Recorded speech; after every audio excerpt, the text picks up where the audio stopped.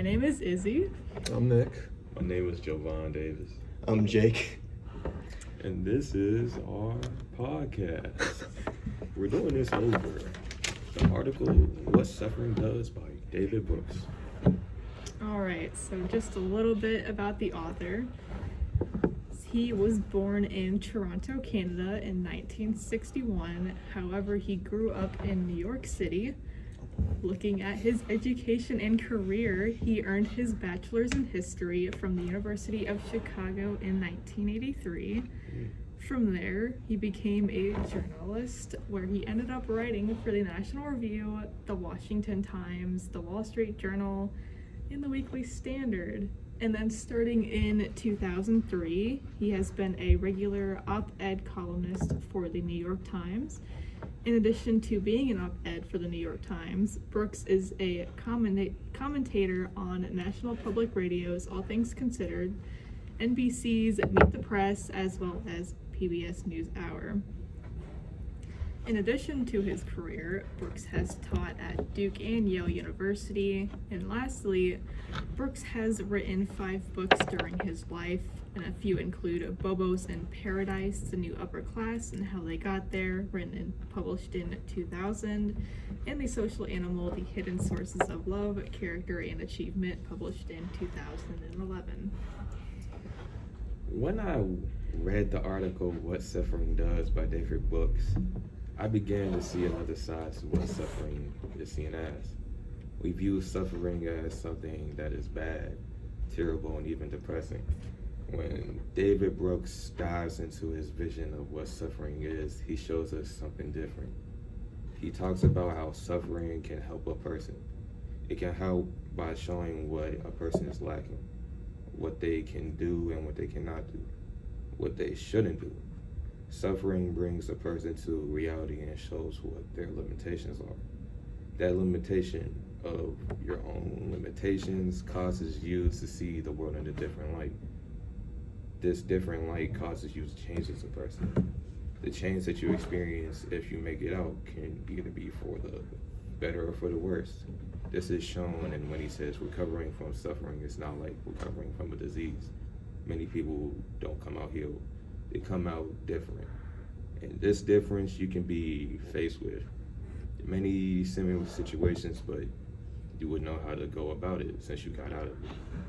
Suffering is like an abyss. The deeper you fall into, the harder it is to escape. This abyss makes it to where you lose yourself and your own insecurities. You will be thinking about all the bad things that have happened instead of the good that has happened in your life. When you think back on your life, your suffering is what really sticks with you. This can be seen in when he says, when people remember the past, they don't really talk about the happiness. They only talk about the ordeals. People shoot for happiness, but feel formed through suffering. So as we go through that, we head over to our interrogation questions as we read the first 3.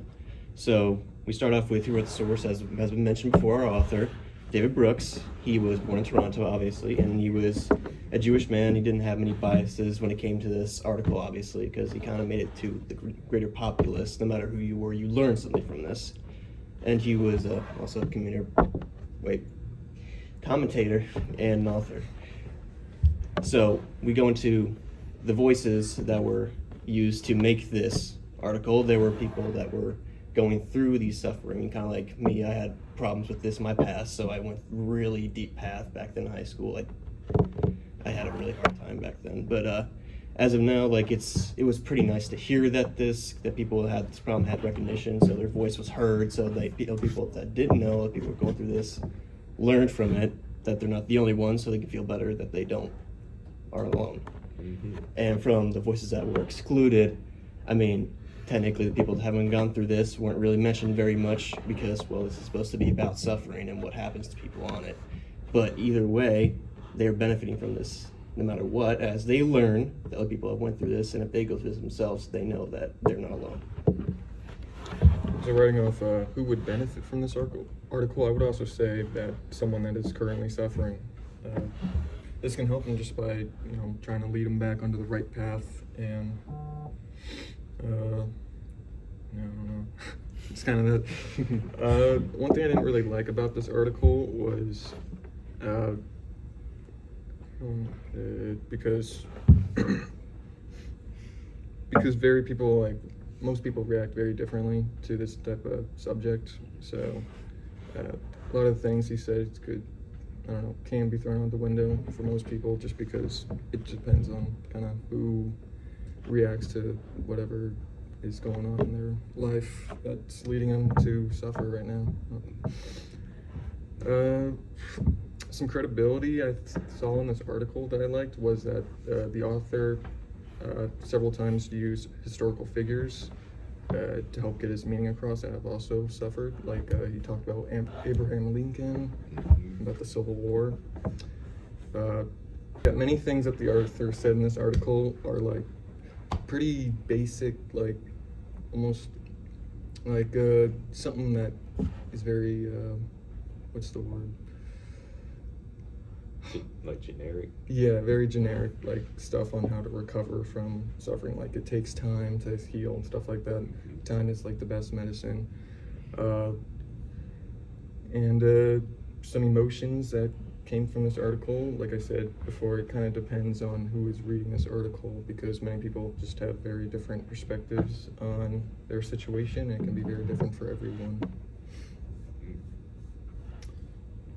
So guys, what do y'all think about the book, about the article? Well, I wanted to touch on one thing before, we really truly dive into the opinions here. Okay. I wanted to point out that although Brooks lies on the conservative side on the political spectrum, his thinking is flexible and informed, so therefore he's known to surprise his audience by siding with unorthodox positions on controversial issues, which then leads into at least a little bit of my opinion on it. Okay.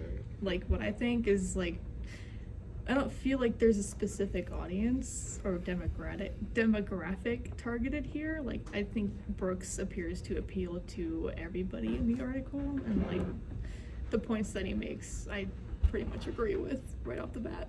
I was like, I can agree with you on that, considering everybody could benefit from it, and that's just my personal opinion. As I've had other family members that go through this, including me, and there's some people that haven't, and then we always have these conversations about it, and everybody else has their own ways of saying it. So I'm like, for my opinion from this, is I thought it was very informative, and they really shine light on people that had these problems in their past.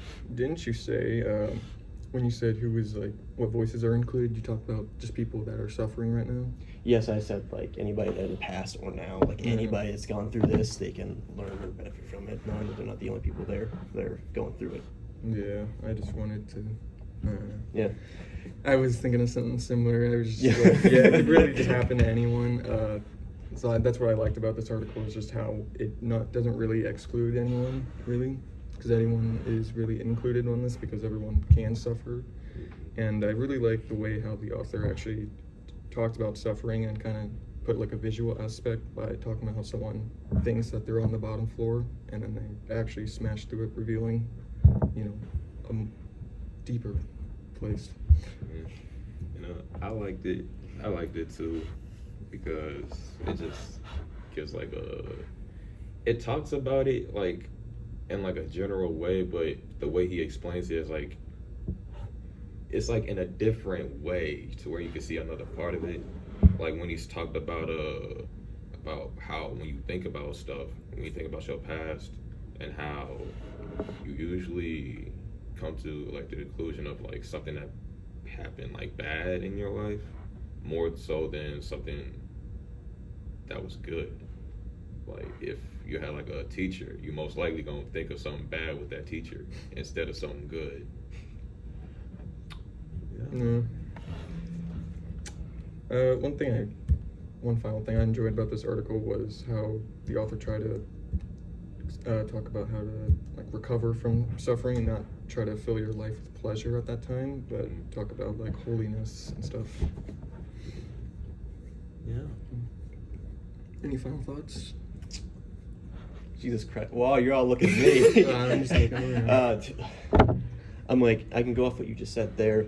When I went through that phase, I went to I'm a Christian now. Like I've been baptized now. I went through all of that. I went through deep dive through the Bible. I've went to all these meetings, and recently I got baptized. So I've been enjoying that. I've been a lot more faithful than I used to be with the rest of my family. That's good to hear. That's good to hear. Nice. Um, I recommend it. It's a good read. Yep. I recommend it as well. Yeah. Yeah. I think that concludes our podcast. Yeah.